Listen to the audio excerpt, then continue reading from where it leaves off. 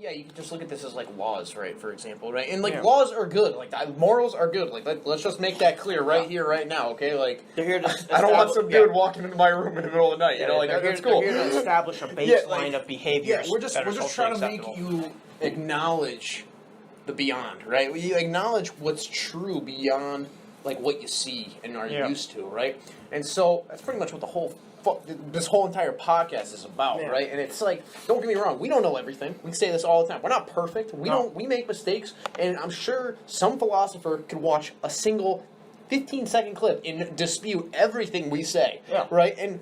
But like, listen, I think we're spitting facts. I think we're spitting truth, right? And to acknowledge what's beyond, to acknowledge, when I say beyond, I just mean more information, help you be aware, and it helps you better yourself as a person, right? And it helps you become more aware of your potential in a sense, because you could see the beliefs that are normalized, right, and appear as facts, and you'd be like, those limitations, right?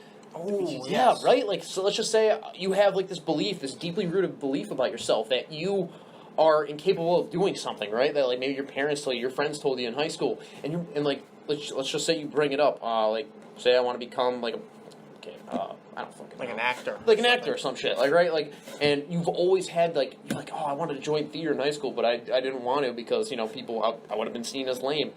And maybe your friend says to you in college, like, oh, Cal, become an actor or something like that. And you're like, nah, I probably wouldn't be good at it, right? But I've always wanted to. And then, like, maybe you do, you change your mind and you go and do it. And then what do you know? You become a fucking Broadway actor. Like, I don't know. You become extremely successful, even though you believed you couldn't in the beginning. And it's crazy because what people tell you, and you, like you said, it's someone else's, right? But if you adopt that, it becomes your own. Yes. Right? And then you take on the beliefs of others, and then you're being controlled by others.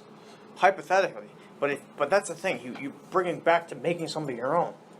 Like, that's inspiration. If you look up to someone, vice versa, and you pursue, like, you're not trying to copy them, or sometimes you are, and that's the wrong way to go about it. You make it your own, and then you tinker it your own way. Mm-hmm. You need to make it your own.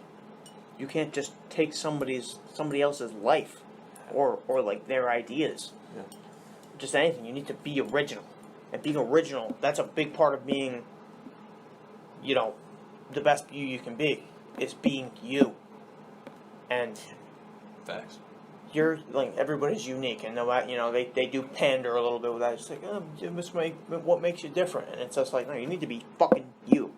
You need to be original, and it's hard.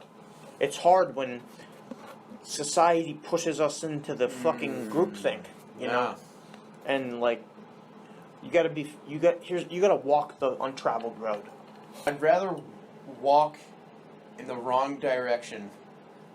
Or no, I'd rather walk in the right direction alone than a crowd that's going in the wrong direction. Yes, that's what it was. Yeah, and it's like you need to be independent of other people, and like sometimes it's hard, not separating yourself from these other people. But like going back to the episode where we were talking about like your circle and your environment, like you can't like let other people dictate your path.